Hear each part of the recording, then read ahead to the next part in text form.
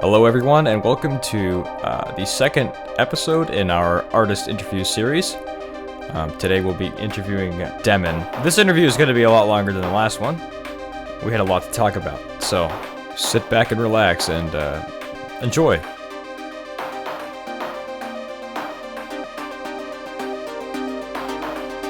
I'm a huge fan, obviously, and I'm sure a lot of people on the channel are also pretty big fans. I can't actually remember how I came across your music, but I know that I discovered Initiate, and that actually got a lot of traction. Yeah. That's been the... what's funny about that album is when I had a SoundCloud, originally I put it up a year before. I put it up as titled Order. I think it was called Order, and it had a completely different album art. It was like 5 or 6 songs. And after a while, I had made some new stuff, and I was like, let me just throw this in there and rebrand it, I guess. And yeah, after I did that, it took off. So yeah. I think part of that, yeah, definitely. I mean, it came out shortly after Iteration by truce, and it had a similar minimal artwork and I guess a similar title. Oh, of course. Yeah, no, that album is literally just Iteration tribute, right. 100%. Yeah. I heard the teaser. When I heard the teaser, which was for the title track, at the time, I absolutely loved the idea. I was hoping that it would be just a bunch of that, and that's kind of what we got. I was hoping for more, plucky stuff, but I just wanted to make an album that sounded like that teaser, but extended out. Yeah, I think you delivered, definitely, on that one. Yeah, so that was great. Isolate was another album around the same time. Different idea, but I still really loved it. Yeah, I'm more proud. I think I'm a little bit more proud of the stuff I did under the Snow Hands name. It's just more. I just like it better. It's more. Originally, it was supposed to be more of a mix of Taiko, Boards of Canada, and obviously later on, I took in some elements of the truce stuff I did, or the truce inspired stuff. Yeah, I think I'm a bit more proud of that. I feel like it just, I don't know, it's more emotional, I guess, less robotic. Yeah, definitely. It felt like more, I don't know how to describe it. It was definitely soothing, down tempo. And so I also listened to a few of the songs under the Snow Hands name. I think there's a track called Snow Hands. Yeah, that's one of my favorites right now. It's really good. Really? Wow. Yeah. Okay. Yeah, that's the one I put up on Bandcamp. I was gonna do I was gonna upload everything on my Bandcamp from Snow Hands, but upload speed's not that great, so just like, okay, we'll just do the title track. That's it. Good song. But that whole I'm actually really proud of that Snow Hands self-titled album. But that one it's not around anymore. I need to probably put that up somewhere. Just bite the bullet and do it. Yeah. I'd love to have Initiate and Isolate on like other platforms.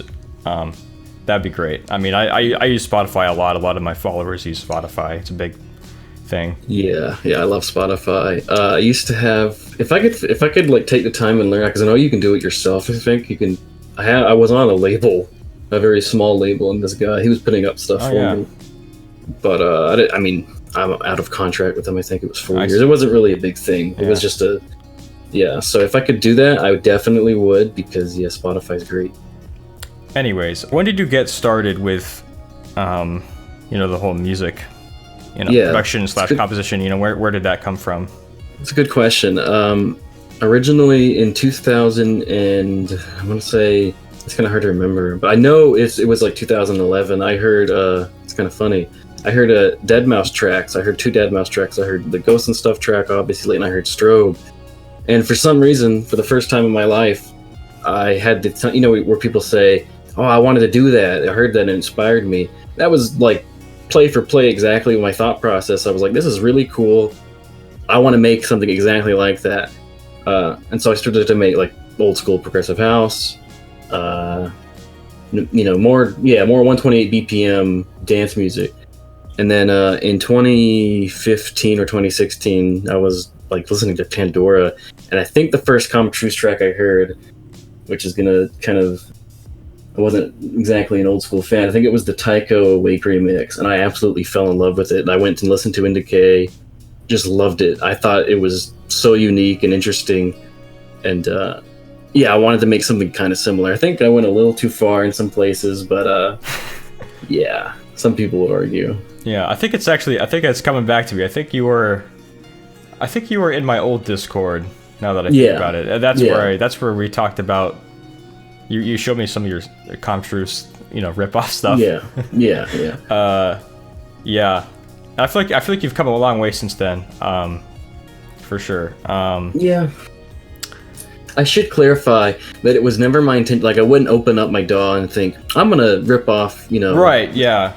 I want people to know that I wasn't like I'm trying to ape his style and get popular off of it. No. It was just that I heard something in like songs that I really liked that I couldn't really help. I wish though I would have made more of an effort to distinct. Like, okay, to be fair though, to the untrained average listener, they're really, to them, it's more similar than it actually is. Like, for instance, there's people in the comments that usually say things like, "This is better than comment." I'm like, are you crazy?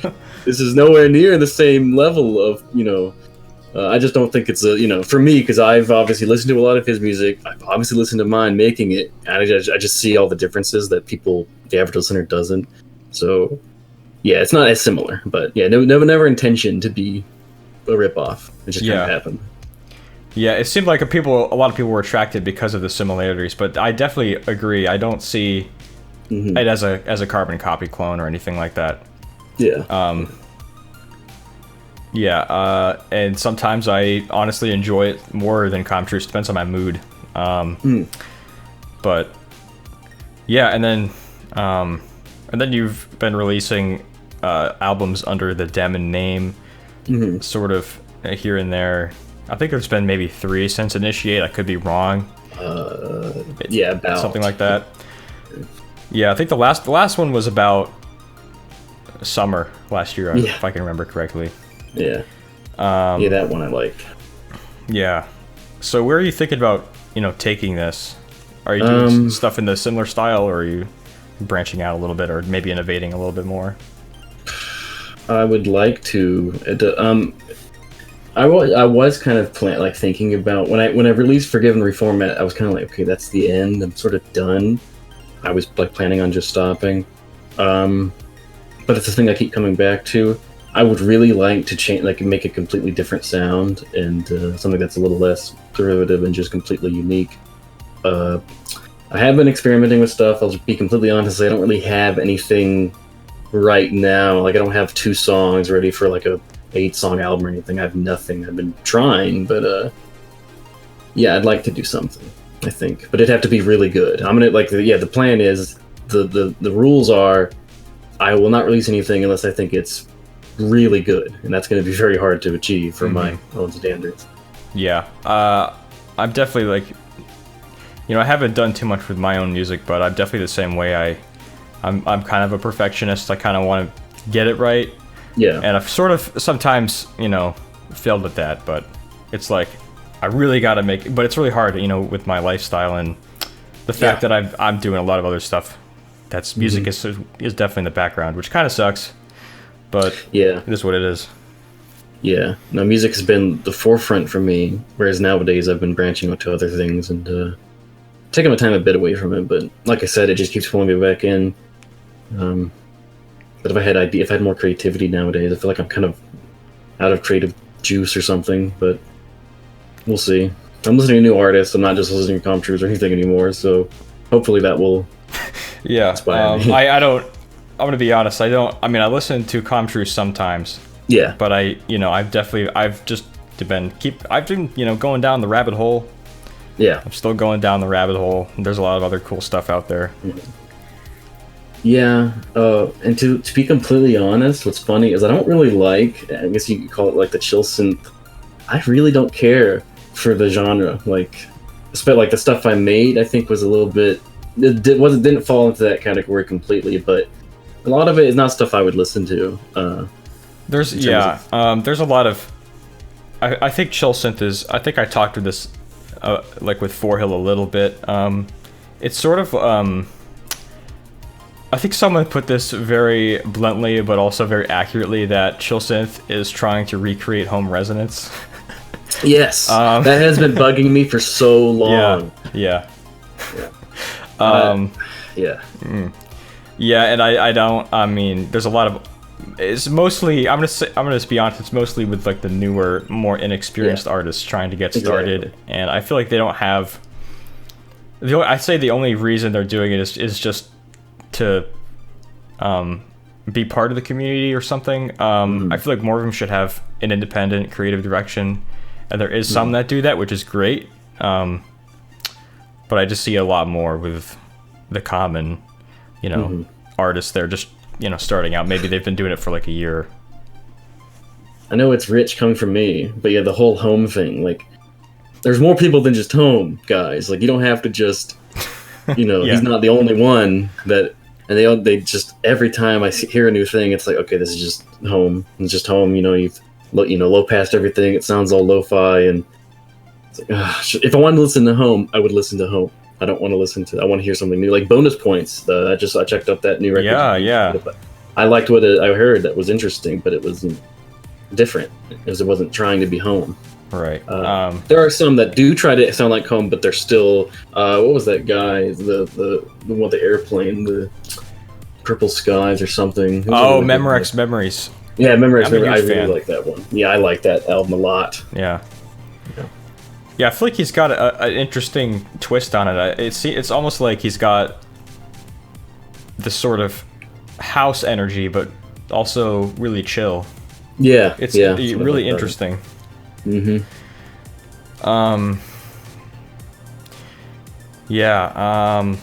So I'm trying that.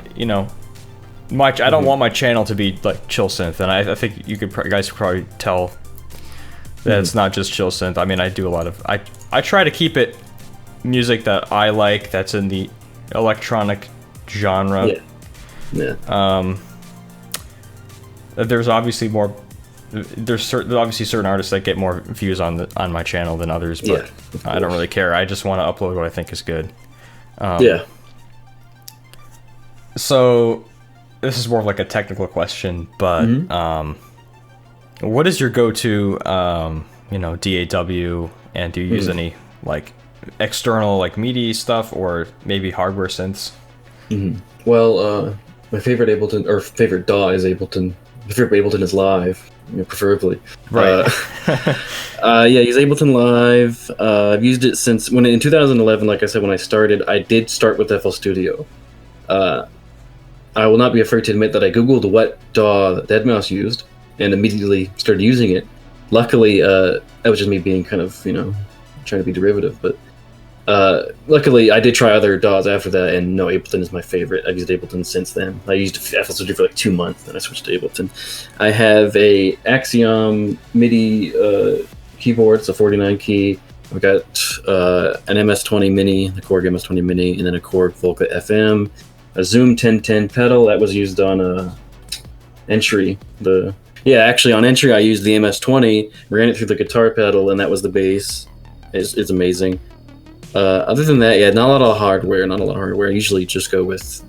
Yeah, it's funny. People always say like, "Oh, this is the synth god," like an analog synth god, and it's like, nah, 90% of it's in the box. So don't be calling it analog. Yeah, the MS-20 really is a classic. I've gotten to use it at like a Guitar Center or something. It's really cool. Yeah. It's a semi-modular, right? Yeah, it's a semi-modular one. Yeah, it's very.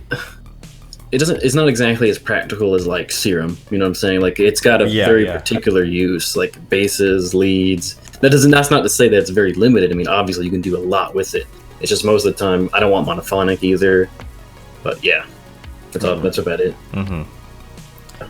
So that was the only track you used, the MS-20? Oh no. On that album I did actually go kind of crazy with the MS-20. Acquisition, the lead is actually let me get the track list up for myself so I can.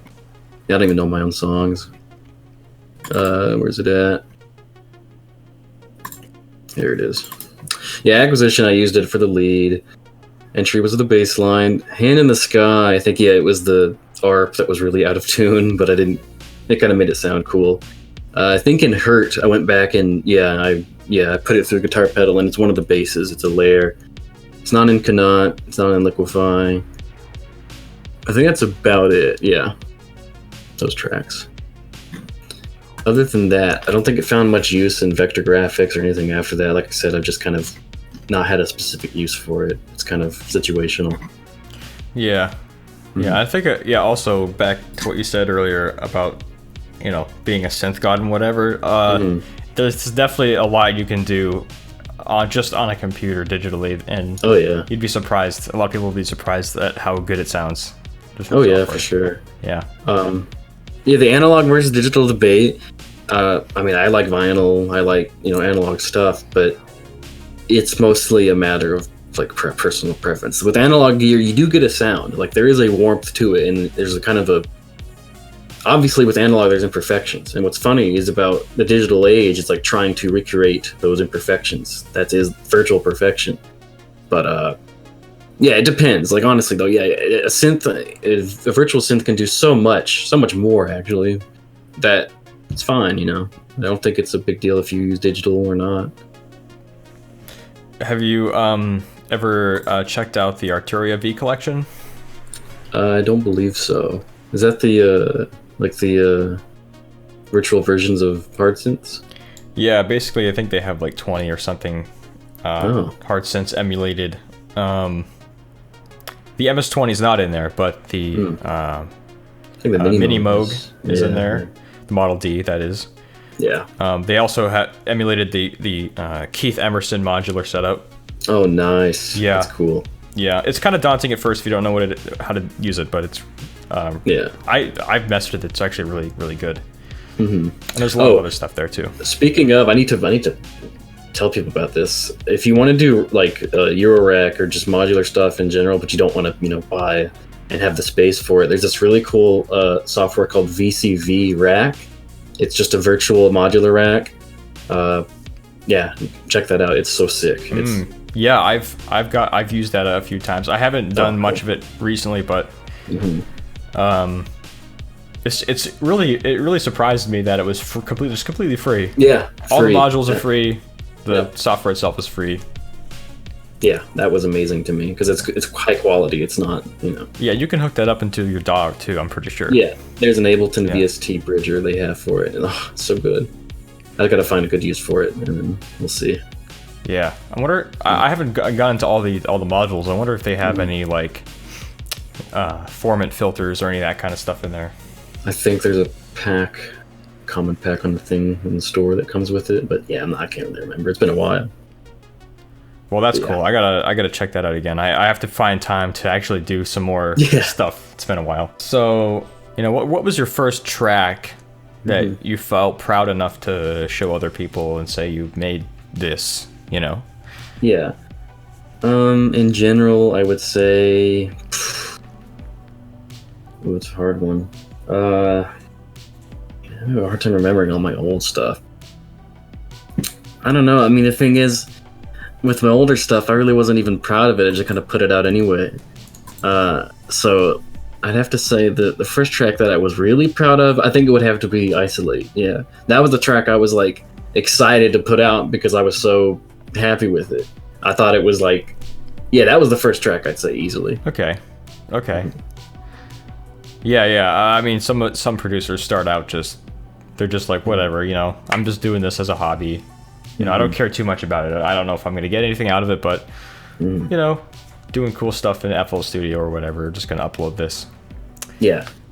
I was definitely like that a few years ago, but a lot more conservative now with that kind of thing.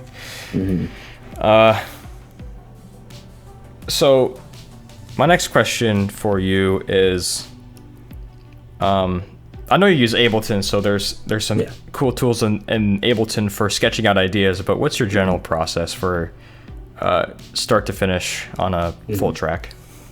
Yeah, usually what's worked so well for me is I just open up a new project and I put in either Lush 101, just some random like Serum, any synth that's just basic, and literally I'll just fiddle the keys, random notes and stuff. And sometimes I will actually just hear something that stands out to me, like, oh, that could be a cool ARP, or that could be a cool melody, and then I flesh it out. I think what's most important in terms of instrumentals is the harmony between the bass and then obviously your melody. And so I really, sometimes if I'm making the melody or the chords or whatever, I can hear the bass line in my head already, and like, so I just sketch that out. My least favorite part has always been the drums, because yeah, they were insanely difficult to get the way I'd like them. But I think some people, they just have a magic, like they've got some magic going on to do that I don't have, you know. But yeah, sometimes I have an idea. Sometimes I just, like I said, random notes, and I hear something that sounds cool, or you know, something. It's fine just to open up and like experiment. Just open it up and just try something weird. And sometimes you'll get something cool, and sometimes you won't. But yeah.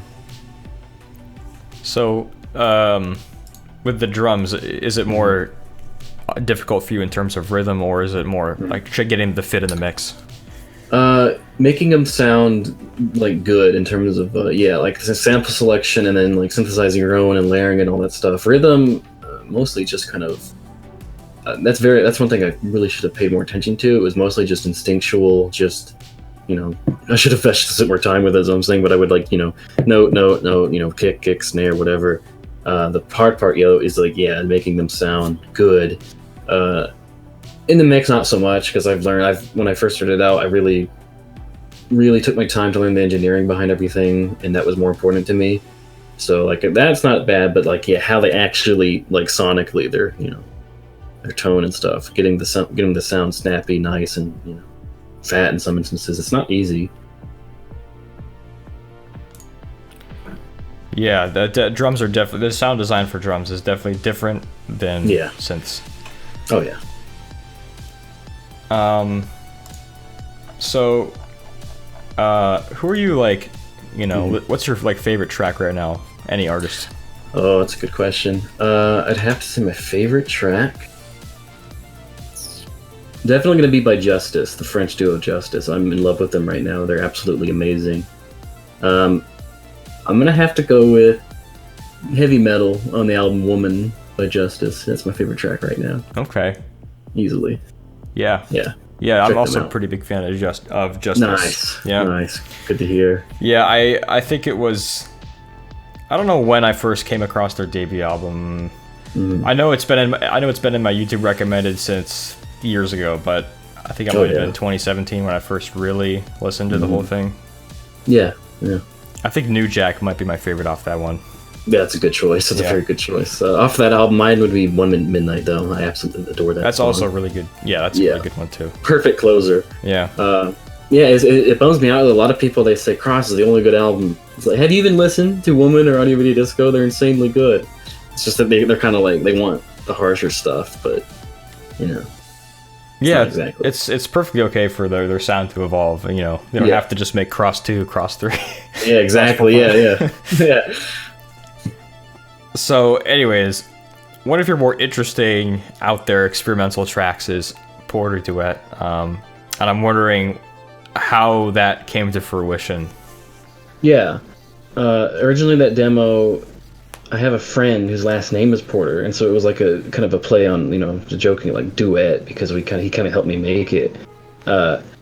Basically, what happened was we were in the game Left 4 Dead 2. Playing it together, and we noticed something about the voice chat feature, that you could feed it back into itself and then, you know, create this loop, and it sounded, you know, it was using the old codec they had in that game, because it's an older version of the engine, so it sounded really like muffled and nasty, and so you got to get distorted and stuff. So I recorded that for like at least 10 minutes. I ended up using that for a track on Vector Graphics, the Artificial End. I think it's the cricket. Well, yeah, that one was the crickets, like a cricket sound. And then later on, we did it again, but this time he like boosted his mic gain to an absurd level, and it just, he just kind of went off, and it just droned for a while. So I recorded that, and then I just kind of, I think what happened was with that, I don't think I put the the noise came in later. The track was actually just like melody and stuff, and I needed something to fill in the gap. I was like, oh, this noise might work. It, you know, might be kind of silly. But I threw that in there, and it kind of made the track. So I just built it around that, and that's how that worked out. Worked out really well. Yeah. So, were you thinking about building an album around that style, or going into a more experimental style similar to that? Yeah, yeah, I heard the new, what happened was I heard the new Gesaffelstein record, or Gesaffelstein, the Hyperion, I think is what I heard, and yeah, I kind of want to do something similar where it's sort of like dark and loud and abrasive, but um, I think I'd be down. Yeah, I think I'd be down to go with that. Obviously, it would need to be more. That was kind of like on the cuff. It was sort of spur of the moment type thing where I just kind of assumed it would work and it did. I think actually sitting down and calculating an experimental sort of thing and like experimental in the first place is kind of like what really defines it and stuff like that. It would just be so I'd have to just mess around, and if I liked what I heard, then I would try to compose it into some album. But yeah, maybe I might do more. It might at least make its way into a track or two at the very least in the future. Yeah, that'd be really cool. I'd like to hear something like that. Yeah, I wasn't sure if it was very likable to the what people usually hear, but I didn't care. Right. And you like the next album that will be out will probably not be for a little while. No, yeah, I'm trying to make this one as good as I can get it, and I want it to be like I want it to be a proper album. I don't really consider anything I've done to be a proper album because they're just kind of like hastily thrown together in a way that it's like, oh, there's a bunch of songs I made over the past 6 months or whatever. The only one that had any thought put into it was Forgive and Reformat. I actually did kind of give that a structure. Like I knew what song I wanted to. I knew how I wanted the intro to be, and I knew what the middle would sound like, and the end came out pretty good. I'm very happy with that. That album actually conveyed exactly like someone in the comments even got it. Like I was trying to for the whole point of Forgive and Reformat is about forgiveness and kind of the idea that because I had a falling out with a friend and I felt like that you could never really forgive they would never really forgive me and I would never really forgive them. The only way to actually do that would be to be a robot or a cyborg and wipe your hard drive and actually forget it. So instead of forgive and forget, it's forgive and reformat because there's no way to.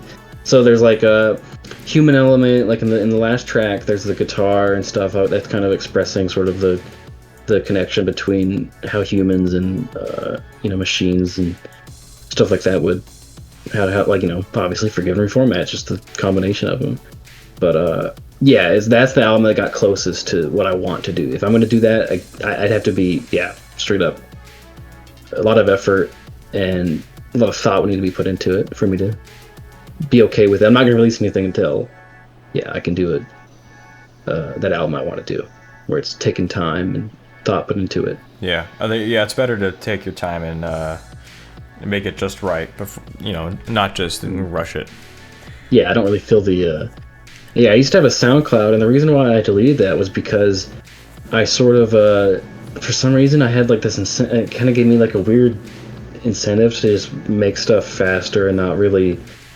Not that it mattered. It wasn't like I was worried that people were gonna revolt, and it wasn't very popular.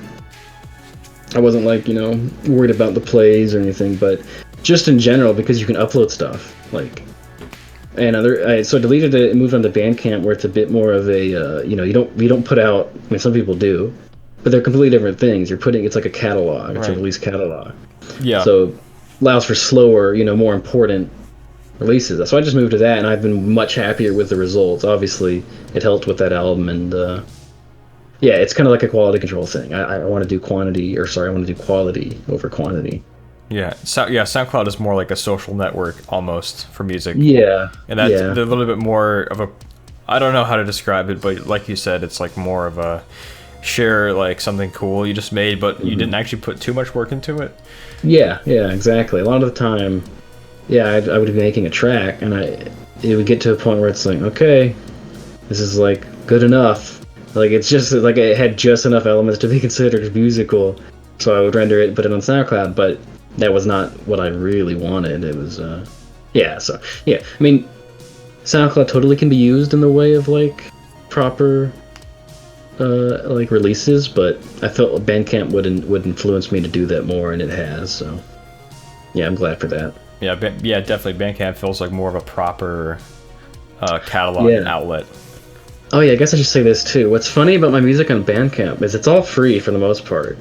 At first it was all free, pay what you want, and amazingly, people are very generous with their money. The people that have paid for the album is very generous. I want to say I appreciate that a lot. Obviously, you don't have to pay for it; it's free. But there's people that have been very nice, and I do appreciate it. It's a weird psychology thing because when I released Vector Graphics, I was going to test something, so I made it like $7, and not as many people bought it. But if it's free, then people will pay more than what that album actually costs. Like people were paying $20 for Initiate. That's actually really interesting. Yeah, I tend to do that. Like on Bandcamp, if I want to download something and it's make your own, set your own price, I will usually throw them $1 for making it. Well, not just $1. I'll throw them money for making it free in the first place. It's like just a gratefulness for that. But yeah, I gotta say that it's neat. It's neat that people, even though it's free to download on my Bandcamp, that people still pay for it, and I appreciate that. Yeah. There's also the little element where you have to pay like a certain amount to put it in your, releases. Yeah, exactly. Yeah, and I don't do. Yeah. But yeah, it's good to have. I mean, I'm thinking. I'm not really sure if I would make mine. I mean, I might make a few of my own free if I had any. But yeah, I might also try making like a 10-track or 12-track album like $3 or $4. Mm-hmm. I'm not really sure. I mean, it's. I guess it's sort of like an experiment. You have to get to the point. It's hard because I'm not really this type of person. It's just not something you kind of have to learn in the case of believing that what you produce is worth money. And you have to feel okay with that. Obviously, I don't, for the most part, nothing I really made I feel like deserves to be priced by default. And it just kind of feels weird asking people to pay for something that's just bits, ones and zeros and stuff. But yeah, it's something you gotta get past. And once you feel like it's worth worth money, people's money, then yeah, I think that's when it gets better. But getting there isn't exactly easy. Yeah, it feels like, it's almost like it's like you have expectations for yourself, and it feels like. Yeah, it's just like, so yeah, it's really hard to, evaluate your own stuff. Oh, of course, Or what kind of value are you really bringing, because to yourself, maybe the value is less than to others. Mm-hmm. Yeah, you're going to be your worst critic for the most part. Yeah. Like, I've been very hard on myself, but lately I've, become less, a bit more forgiving, but yeah, like I was saying earlier, there's a difference between like the untrained listener, that's just the average listener. They aren't going to know what you know, and so you have to really. When I learned that, because after I saw all the comments of people saying like communication and feedback is really important.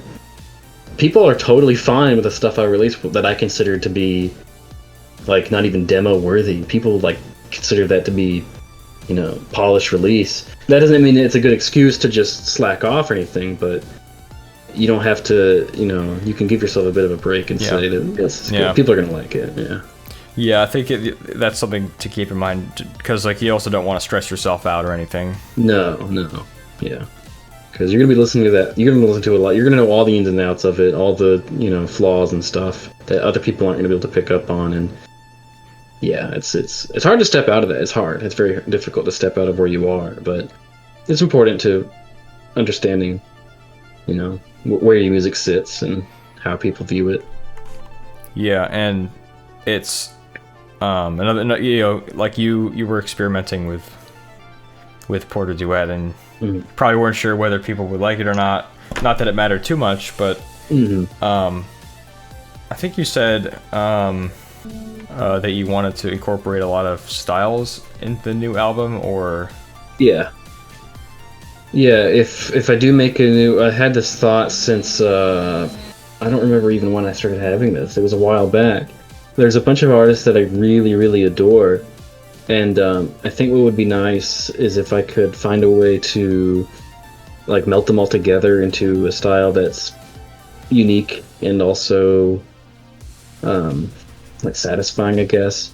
So it's easier said than done, but yeah, that's something I would like to do. I would really like to somehow magically incorporate the best elements of my favorite artist into. So like, yeah, if I made a new album, that might be what I'll do. If I can't find something else that's attractive to me, then I'll just try my best to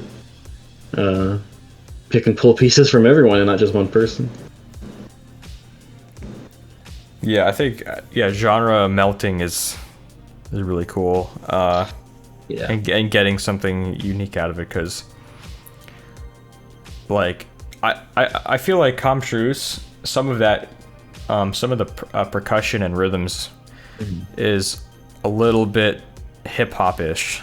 Yeah, totally. Yeah. Given his like background with Airliner, where it's sort of like he was sort of on the cusp of what became like the lo-fi hip hop sound that I don't really care for, but his interpretation of it early on, yeah, I feel like his hip hop influences or his desire to do hip hop stuff sort of bleeds through with his current,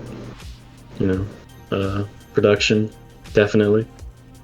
And The Weeknd actually.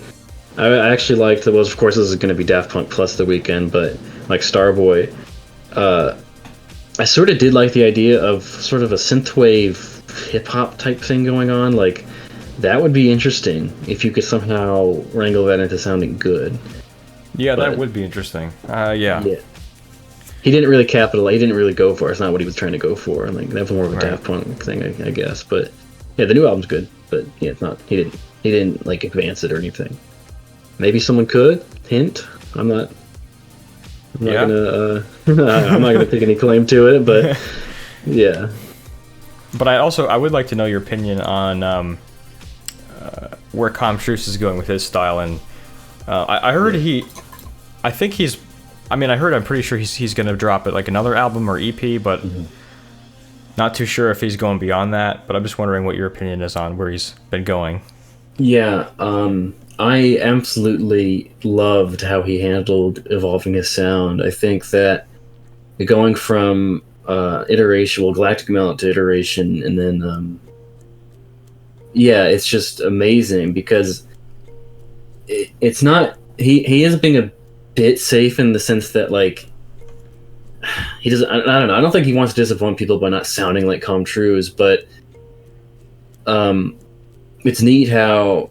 Yeah, it's just like, to me, it's just truce plus plus. It's such a good, but he's also not afraid to make like Laconism is such a weird track if you think about like what you'd expect from truce, and just the drums got punchier and heavier. It's just he seems like he really went to work on it. They were already good, but they're just even better now. And the atmosphere track on the new record is good, and all his remixes and stuff. It's just got that new sound. I would like to see. I'm excited to see if he can even evolve it further, but I would not mind if the next because I saw there's something coming. I would not mind if it sounds in the same vein as what we've heard, because I like it. Yeah. I was definitely a pretty big fan when I first heard Persuasion System.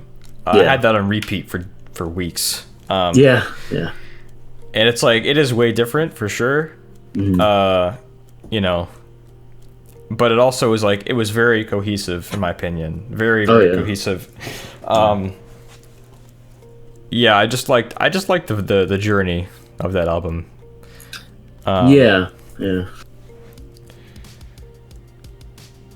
have to say Departures is one of the most beautiful truce tracks. I like Gaussian, but people were like making comparisons to the Aphex Twin track number 4, number 3. And when I actually went back and listened to it, I was like, oh wow, that is eerily similar. I don't care. From Saw 2? Yeah, it's like yeah. Yeah. It is similar, but I don't care. I wish that, I don't want to sound like complaining, but yeah, the shorter tracks, while I love them, it's like, I wish, of course, you want more of it. He leaves you wanting more, so. Yeah, my favorite track on there would be Privilege Escalation, though. But Departure is extremely, it's pretty. Yeah, he dropped a little teaser for Departure a while ago. Yeah, on Instagram. That sounded really good. Didn't expect that to be the Yeah, that's what I was waiting for. It's like, when is he gonna release Departure? Yeah, he waited till the last track to do the bass guitar, and I was like, I wanted more bass guitar, but you know. Yeah, he promises to put one in every album. Right. A truce. He used a lot of that, you know, that type of guitar in his earlier stuff, like Cyanide Sisters. Yeah. Yeah, like if it was a whole album on that, I mean, that'd be really cool. But I don't think that's where he's going.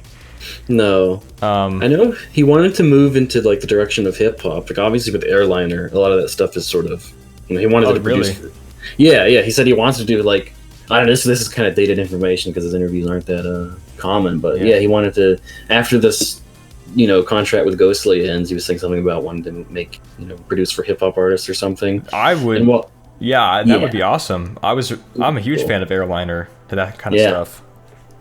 I was hoping maybe he'd go back to that as well after this contract ends, you know, finish up some or make some new Airliner stuff, because I'm kind of wanting more of that. Yeah, Airliner, both of the Airliner albums and some of the sort of singles that were just kind of hanging around, those are I have to listen to those like a few times a month, you know. Got to have it in my rotation. Oh yeah. And that Endless Spring remix by Houses, it's so amazing. Oh man, yeah. There's that one, and I think there was also a Jay Baradia Spark Out remix. That one was really good. Yeah. And all this stuff is like a decade old by now, but still very fresh. Oh yeah, ahead of the time, I think. Yeah. It'd be really cool if he revisited Airliner. I would totally be behind that. That'd be awesome. I can only hope, but I think he's got. I remember he said somewhere in a tweet or something or in an interview, he's got, I think, one more album and then like one more album contracted after Persuasion System, and then 2 EPs or something. I don't know if it's that specific, but I can't quite remember. And also, Persuasion System was marketed as a mini LP, and I don't really know. Yeah, exactly how it works out, but I do have some information from a guy in my Discord that went to a Comtruce live show. Yeah. And CT 1903. Have you heard that one? Okay. That one is apparently. Well, he played that one at the live show. Apparently, that's on the upcoming one. Okay. Yeah, that makes sense. Yeah, he usually does that. Yeah. I'm a big fan of that one too. It's kind of like, you know, similar sound design as Persuasion System, but it felt the vibe felt way different to me. Yeah, that's all I want really. It's just something different. But I'm glad that he. Well, the thing is though, like I'm gonna be sad that I was sad when I found out that its contract was gonna come to an end soon. But as long as there's a Seth Haley still making music, then I'm gonna be happy. But there's got to be. There's no way he's gonna give up on music. No. Even if his Ghostly contract runs out, I'm just gonna be following him forever, really. Yeah, same. His journey. Whatever style he wants to produce, or like if it's not Comtruce, if it's something else like Airliner or something. Yeah, I'd be down. Yeah. Speaking of Justice, so they were going to do a new album, actually. Well, they're working on the new album, but the pandemic sort of halted that a bit, and I'm really mad about that. Oh, yeah. I didn't hear about that, but yeah, a lot of albums are being canceled. Which is unfortunate. They did a webinar on Mix with the Masters, or Mix, I don't know. And they were answering questions and stuff, and they said that, because they want to work with vocalists and stuff, that that didn't happen because they can't leave. So I'm hoping that doesn't happen more often. Let's just hope that this is all over soon, because I have tickets to a Comtruce Tycho concert late May. Oh. And I really even though I'd be refunded, I would still be extremely disappointed if I couldn't go. Yeah. That's my first. Back. It's my first show. You get the experience. Oh, it's your first ever? Yeah. I've not been to any Comtruce show before. That's a good place to start, I think, the one with Tycho. Yeah, is Tycho the opener, or are they doing a double thing? Well, I think Comtruce is opening for Tycho. Okay. That's awesome. Yeah, and And the show is happening literally, 15 minutes from my house. It's just like a dream come true. A dream come true, actually. Yeah, that's perfect. Yeah, it's really a dream come true. Yeah, so I was like, I cannot pass this up. I got to go to it, and I really hope it's still happening. That'd be great. But yeah, me too. Because I kind of want to catch him before he, ends off the truce project. Yeah. Which, I mean, might not be for another year or two, but still, might as well try. Yeah.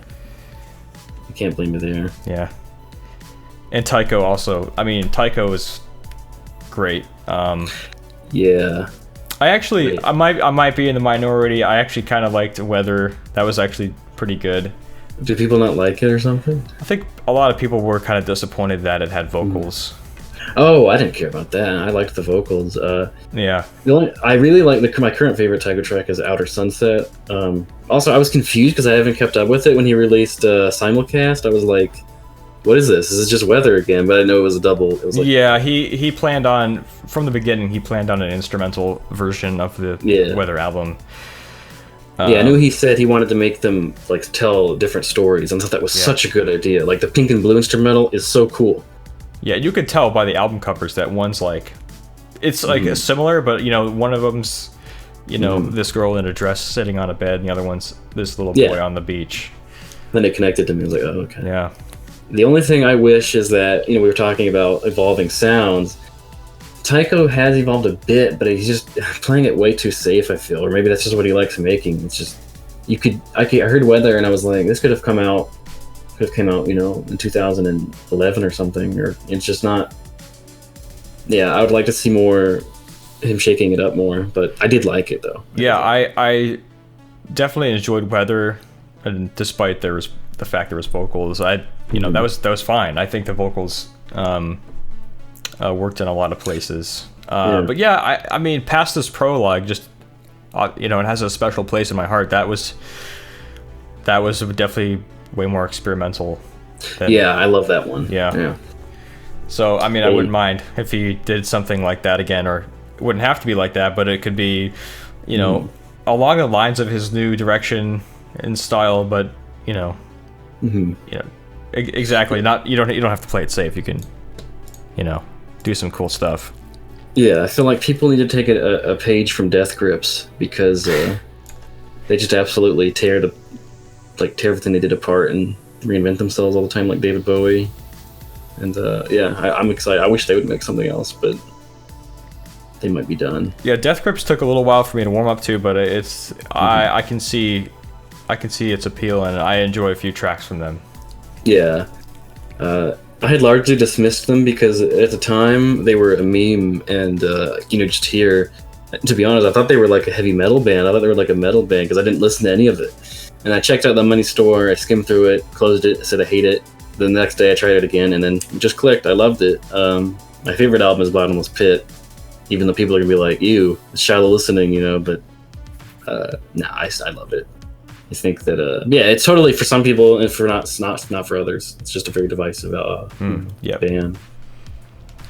But they do not care about keeping consistency, because Year of the Snitch sounds nothing like the Powers That Be, and that's such a good thing that you don't know what to expect from them. Obviously, they're an extreme example. They're the most extreme you can go, basically. But I feel like people should not be afraid of. Which I should probably not be afraid of it either. But first impressions are sometimes not as important as they need to be. Sometimes music grows on you. Yeah, totally. Oh yeah.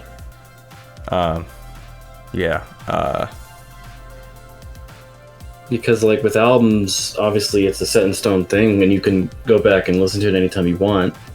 Whereas live stuff is sort of in the moment, and they have to capture your attention right then and there. So that's what's good about albums. You can just listen to it anytime you want. Right. And make a new opinion. Right. I mean, if you are going to a live show, you probably know the music. Yeah. But at a live show, you also do have to. I would say you have to do more than just play your music. Oh yeah, a lot more. Depending on if you're a live band or a DJ, and if you're a DJ like Truce, he does a lot of cool stuff in his live shows. Yeah, I don't blame him for For example, like deadmau5 is a good example. It's literally just press spacebar for the most part, and he knows it. He's known that for a while. Right.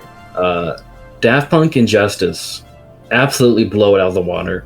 What they do for live electronic music is nothing short of amazing. Like, the stuff they do is immense amounts of work, playing live instruments and the show itself, not trying to take focus away from the music, but complementing it with the light show. Just amazing. It makes deadmau5 look like a street performer. It's just, yeah. I haven't seen either of those guys live yet either. Well, you're not going to see Daft Punk live anytime soon, sadly, but Justice is still a possibility. Right. Yeah, one of my friends is really big into Daft Punk, and Justice too, for that matter. But it's a good combo. Yeah, I think he might have been to a Daft Punk concert. I might be wrong, but if he was at a live, he's lucky, very lucky. Yeah, I definitely want a Daft Punk concert. Would be great. Yeah, if I could get to do that in the future. Yeah. Oh yeah, definitely. But yeah, that's why I'm not like too angry. I don't expect like Conversations to be up there totally remixing his songs like these people do. No, I don't think he needs. He doesn't need to remix completely. No. But there's been been a few videos I've seen on YouTube that I have saved that were just like, he just did the right amount of improv. Yeah. And he's not exactly a dance artist either. It's like, I don't expect these amazing. The fact he's even playing live is kind of funny in the first place, because it's like an emo band playing live. It's not really, like American football. That's not kind of weird, because the music was intended for, listening alone in your room. And Truce is very chill stuff for the most part. So yeah, I don't expect him to be up there changing it completely. Just playing it's enough for the most part. Mm-hmm. He does do stuff though. He doesn't just press play and sit down, thankfully. Yeah. Well, that was a great interview. I really look forward to anything you put out in the future, even if right now you don't have anything. Just know you got a lot of people that love your stuff, and branching out and experimenting is also really good. So yeah, I'll be on the lookout for your stuff. I'm following you on Bandcamp. Sounds good, yeah.